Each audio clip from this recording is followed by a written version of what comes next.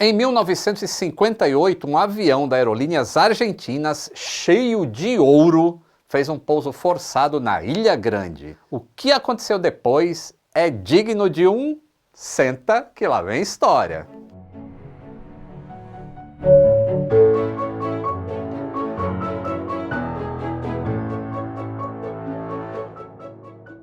Saudação Aeronáutica, tudo bem com vocês?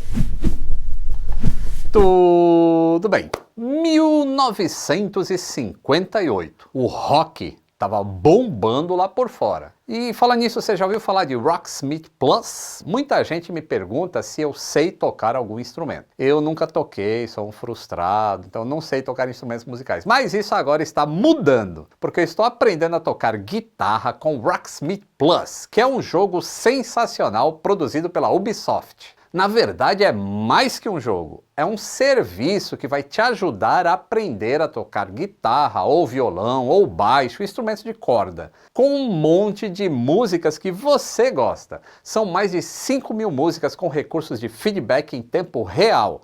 Você toca e já vê na tela o progresso. O Rocksmith Plus é perfeito para quem está aprendendo, mas ele também é excelente para quem já é profissional, pois é a maneira mais interativa de se aprender a tocar uma música nova. Também pode ser utilizado como uma ferramenta de auxílio nas aulas, ajudando os alunos a aprenderem a tocar as músicas favoritas. O Rocksmith Plus tem um método que mostra em tempo real se você errou ou não as notas musicais. É muito legal. E tem um monte de vídeo com aulas interativas de como melhorar a técnica, teoria musical, como cuidar de sua guitarra, afinar, enfim, eu tô apaixonado aqui no Rocksmith Plus. Clique no link aí na descrição e no comentário fixado para baixar o Rocksmith Plus. Agora, a nossa esperada história, que foi inspirada por um recente encontro que eu tive em um flow com o Jorge de Souza, autor de um livro sobre as histórias do mar. Nas histórias dele, quase sempre tem um tesouro perdido. Aliás, né, o mar é cheio de tesouros. E será que a nossa história vai ter tesouro também? Então, eu falei que o ano era 1958, né? Rock, essas coisas. O dia era 10 de junho. As rádios aqui no Brasil, além do rock de Elvis Presley, embalavam os grandes sucessos de Maísa, Gilberto Alves, o quase xará João Gilberto.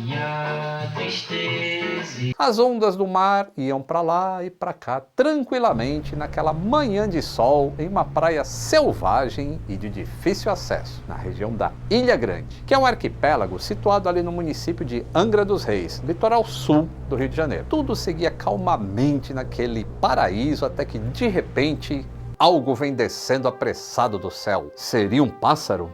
O Super-Homem?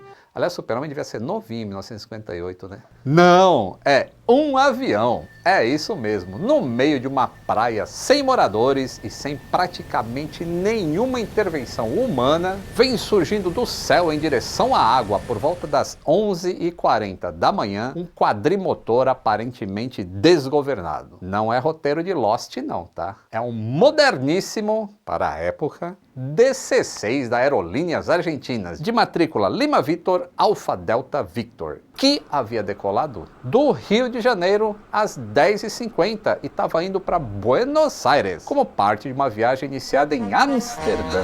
Meu mundo caiu e me fez ficar assim. E ele teve pane em 2 dos 4 motores, pois o DC-6 herdou a falta de confiabilidade do DC-4. Vocês lembram que a gente contou a história daquele pouso de um DC-4 lá na Praia da Baleia, aqui no litoral de São Paulo? Então, dá uma olhada aqui no episódio 1024. Parecido. Já esse acidente que eu vou contar para vocês, além de quase não se ter registro dele, ainda esconde uma história cheia de segredos. Tcharará. Mas vamos por partes. Os 45 minutos seguintes deste voo, logo após a decolagem do Rio de Janeiro, não saíram exatamente como estava planejado. Buenos Aires ainda estava lá longe, e quando o avião estava passando por Ubatuba, o altímetro marcava lá 16.000 pés de altitude. Até aí, Tudo bem. Ele estava sendo comandado pelo piloto Rogério Merelli e pelo copiloto Ricardo Baldan. A tripulação também era composta pelo mecânico de voo, o Ramon Guarino, pelo radiooperador José Militano e pelo comissário T-Bone. Eita! É isso mesmo. O cara tinha o nome de bisteca ou chuleta de boi, como se fala em alguns lugares aqui em São Paulo. T-Bone. E também a comissária Dora Sainz. O comandante contou que, de forma súbita, lá na altitude de cruzeiro, tranquilinho, houve um disparo de hélice do motor número 4. Abrindo um parênteses aqui. A altitude de cruzeiro é aquela faixa de altitude em que uma aeronave vai realizar a maior parte da viagem, tá? Não é nem subida nem descida, é cruzeiro. É o equilíbrio entre a melhor eficiência e a melhor performance daquele avião. Por exemplo, se ela estiver muito alta, o motor vai perder eficiência, principalmente esses motores nessa época que eram carburados. E se for muito baixa, vai consumir muito combustível e voar de forma mais lenta por causa da grande densidade do ar. Uma outra parte que chama atenção nessa narrativa do piloto, que foi feita após o acidente, é que houve um disparo de hélice no motor número 4. De forma abrupta, na altitude de cruzeiro, a hélice do motor 4 disparou e teve esse aumento de rotações, que subiu para 3.500 RPMs, ou rotações por minuto, e que foi sentido também pelos passageiros. Mas como era normal nessa época, o comandante desligava o motor e embandeirava a hélice, ou seja, colocava a hélice como se fosse uma bandeira tremulando ao vento, tá? Para diminuir a resistência ao avanço. Já expliquei isso, é igual sua mão para fora do vidro do carro. Se você está com a mão assim, vai ter uma força. Se você põe a mão assim, tá tudo tranquilo. Então a hélice vira isso aqui. Só que os problemas estavam apenas começando para aquela tripulação. Na sequência, eles enviaram uma mensagem de rádio para o controle Rio de Janeiro, relatando a situação. E aí o comandante iniciou o retorno para o aeroporto de Galeão. Falou, pô, tô com o motor 4 aqui, né, embandeirado, vou voltar pro Galeão. Naquela altura, o Galeão estava mais ou menos a uns 200 quilômetros de distância para trás. E ele tinha 3 motores funcionando. Então, tá tudo certo. Vamos voltar. Só que depois de alguns minutinhos, o motor 2 também perdeu potência. Só que dessa vez, eles não conseguiram embandeirar aquele motor. Então ficou uma parede contra o vento. Até aquele momento, com a falha do primeiro motor, eles estavam com uma perda de altitude de mais ou menos 500 pés a cada minuto. Só que com o problema desse segundo motor, a situação ficou complicada. Na verdade, eles contaram que é como se o segundo motor, pifado e sem embandeiramento, tivesse freando o avião. Então imagina agora a situação daquela tripulação. Foi naquele momento que eles perceberam que seria impossível chegar até o Galeão daquele jeito. E aí, por rádio, eles receberam instruções de pousar na base aérea de Santa Cruz. Entre o Galeão e Santa Cruz tem uma distância de aproximadamente 57 quilômetros. Mas essas eram as únicas 2 opções disponíveis lá naquela época para pousar, e a perda de altitude deles estava cada vez maior. Eles sabiam que não daria tempo de chegar em nenhuma dessas 2 opções. E aí a tripulação já estava decidida a pousar na praia se fosse possível, porque eles já estavam a apenas 3.000 pés e ainda faltava mais de 15 minutos para chegar em Santa Cruz. Você acha que tá ruim? Vai piorar. A pressão de óleo do motor 3 baixava continuamente, então ele já estava com 4 perdido, 2 perdidos e agora o 3 baixando pressão. E aí você tem medo de voar hoje em dia, imagina como era em 1958. E aí o copiloto também disse que nessas condições e com uma velocidade de 120 nós, o avião não conseguia manter a altura. E falaram por rádio que iam fazer uma amerrissagem. A amerrissagem ou amarragem significa pousar na água. Isso normalmente é feito por hidroaviões, o que não era o caso do nosso DC-6. Só que nesse caso, era a única chance deles sobreviverem. E assim como o capitão Sully fez lá no rio Hudson, em Nova York, o comandante Merelli também avisou a tripulação para que se preparassem, pois os minutos seguintes seriam de um forte impacto. Apesar do risco, o pouso só poderia ser feito no mar. Na praia era impossível realizar a aterrissagem, porque a Ilha Grande tem uma topografia muito acidentada e as faixas de praia são estreitas, né, as faixas de areia. E isso impossibilitaria qualquer chance de pousar lá. E quando já estavam próximos da ilha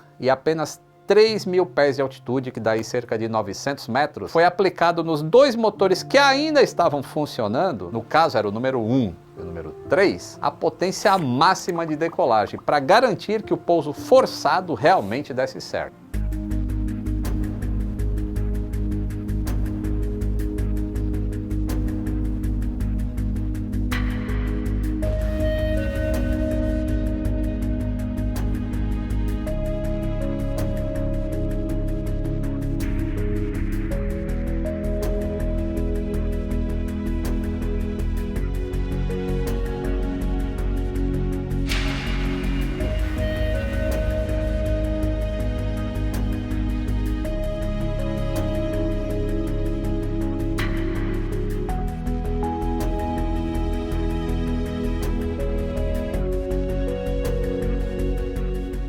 A aeronave avançou em voo rasante sobre a água até que tocou bruscamente e depois seguiu deslizando, perdendo a aceleração e avançou sobre a praia até parar. E essa paragem aconteceu no sentido oeste para leste, que é paralelo ao comprimento da praia. A asa esquerda ficou sobre a faixa de areia, enquanto a asa direita ficou sobre a parte rasa do mar. De fato, essa era a posição ideal para a saída de todo mundo de dentro do avião. Foi quase um passeio de barco. Só que os problemas neste voo com esses hermanos pareciam não ter fim, viu? Assim que eles conseguiram pousar e deveriam estar ali já sentindo aquele alívio, opa, vivemos, vamos comemorar. De repente o motor simplesmente começaram a pegar fogo e encheram a cabine de fumaça, deixando a asa esquerda totalmente em chamas. O piloto então abriu a janela esquerda da cabine e conseguiu escapar. O primeirão lá, o comandante, que deveria ser o último a sair. Aqui tem coragem. Na sequência, o mecânico e o navegador também fizeram o mesmo caminho e conseguiram fugir do avião em chamas. Enquanto isso, os demais passageiros e a tripulação foram saindo rapidamente lá pela porta principal. Ao todo, 22 pessoas a bordo escaparam com vida. Todos que estavam a bordo. O copiloto foi o último a deixar a aeronave, saindo também pela janela da cabine esquerda. O relatório em si não especifica exatamente o nome da praia que eles pousaram, mas os moradores da região e alguns jornais da época contam que o pouso aconteceu na Praia Sul. A Praia Sul, na época, era um local de difícil acesso. Aliás, não somente na época, tá? Desde 1981, ela faz parte de uma reserva biológica que não pode ser visitada, a não ser com a autorização do INEA, que é o Instituto Estadual do Ambiente. Uma reserva biológica é uma área destinada à preservação do patrimônio natural e integral das espécies de fauna e flora que são raras ou estão ameaçadas de extinção. E o interessante dessa reserva é que ela abriga todos os ecossistemas litorâneos que existem no estado do Rio de Janeiro. É legal, né? É óbvio que isso também causa teorias de conspiração, mas é legal. Mas veja só quantas coisas curiosas foram acontecendo nesse voo. Olha lá. Agora, por exemplo, você deve estar pensando... E o ouro? Bem, de acordo com o relatório, o avião transportava material radioativo e mais 60 quilos em barras de ouro. Como assim, professor? Tinha uma tripulação pequena, tinha ouro, tinha material radioativo, tinha um pouso sobre o mar em uma praia fechada, tinha um talentoso piloto que fez tudo isso e não era o Tom Cruise e nem o Tom Hanks. Por que que a gente tem um filme incrível sobre o Capitão Sully e não tem um igualmente incrível sobre essa história da Ilha Grande com o Capitão Marel? É Marel? Morelli. Bom, o relatório conta que a comissão do CIPAER, que é o Sistema de Prevenção de Acidentes Aéreos, teve conhecimento desse material, desse ouro, somente 2 dias depois do acidente. E a alfândega do Rio de Janeiro foi avisada para tomar as providências necessárias. No 3º dia, uma equipe foi enviada para lá e foram encontradas 6 barras de ouro. E aqui a gente não sabe se cada barra pesava 10 quilos, ou se cada barra pesava só 1 quilo, e aí está faltando 54 quilos em algum lugar. Não sabemos, essa parte é uma incógnita. Quem quer rir, tem que fazer rir. A ilha também foi interditada por 6 meses por causa do material radioativo, que ficou a cargo do Conselho Nacional de Energia Nuclear. É incrível, mas em 1958 o Brasil tinha um Conselho Nacional de Energia Nuclear. E aconteceu aquilo com o Césio lá em Goiânia. Vai vendo. É preciso construir a bomba! No relatório não consta o nome do material, mas os jornais informavam se tratar de isótopos radioativos para uso medicinal. Eles foram recuperados e não tinha nada danificado, mas ainda assim ocorreu essa interdição por 6 meses. Mas o que teria causado o acidente? Bem, o relatório informou que a falha realmente se deu no motor número 4, por razões indeterminadas. E segundo os técnicos, depois da explosão do motor, foi impossível concluir a perícia. E isso é uma diferença da tecnologia que a gente tem hoje, tá, moçada? Hoje em dia as técnicas forenses são tão avançadas que conseguem determinar fatores mesmo com um nível alto de destruição da evidência que você tem em mão. Isso é sensacional. A gente conversou com diversas pessoas lá na Ilha Grande para saber quem conhecia essa história. O pessoal de lá é muito gente boa, tá? E a história é conhecida por alguns, mas a grande maioria ou não lembra mais, ou é simplesmente desconhecido. Os jovens não sabem nem que isso aconteceu lá. O interessante é que antigos moradores têm opiniões bem diferentes a respeito da carga do avião. Uns acreditam que houve o saqueamento desse ouro por pescadores e por autoridades da região. Outros acreditam que o saqueamento tenha acontecido por parte das próprias autoridades responsáveis pelo caso. Ah, vá, autoridade saqueando. Que isso? Tá de sacanagem, xerife! Outros dizem que a carga era fruto de corrupção do governo argentino. E outros dizem que a carga de ouro foi levada por um fazendeiro da ilha e que depois de um tempo fugiu da região e desapareceu. Mas um dos moradores conseguiu resumir muito bem essa história do ouro lá na Ilha Grande. Quem pegou sabe de tudo, mas não vai falar nada. E quem não pegou nada, também de nada sabe. Então é isso aí. Na época, a empresa aérea Aerolíneas Argentinas soltou um comunicado informando que a carga e o voo não eram ilegais, porque isso era o que a imprensa brasileira estava dizendo. Embora técnicos argentinos e brasileiros tenham trabalhado e periciado o avião, pequenas partes desse avião foram levadas por eles. Os restos inteiros da aeronave não foram retirados do local. E aí, com o tempo, os moradores lá da região acabaram levando pedaços desses DC-6 para suas casas e também a maresia foi corroendo o que sobrou desse resto ali de acidente. E assim ele acabou desaparecendo sozinho e levando embora todas as histórias que estavam ali dentro, as memórias e todos os segredos que ele escondia.